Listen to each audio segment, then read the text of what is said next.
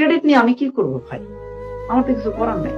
তুমি চান্স পেলে তোমার পরিবার খুশি হবে, তুমি চান্স পেলে তোমার মন ভালো লাগবে, শান্তি লাগবে, চান্স না পেলে ভালো লাগবে না। কাজে কথা শুনবা, হতাশ হবা না।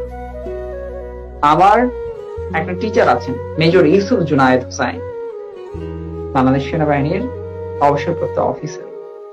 তিনি আমাকে একটা কথা বলেন, একটা কথা যেটা আমাকে প্রতিনিয়ত ইন্সপায়ার্ড করে। সে কথাটা কি জানো?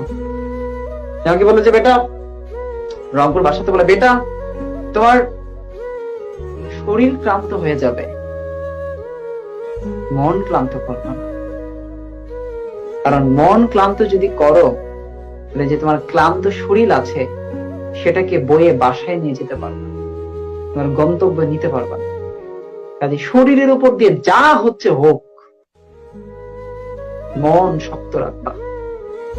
যদি মন শক্ত থাকে, মানসিকতা শক্ত থাকে, চিন্তা চেতনা থাকে, টার্গেট থাকে, তুমি লাইফে সাইন করবা।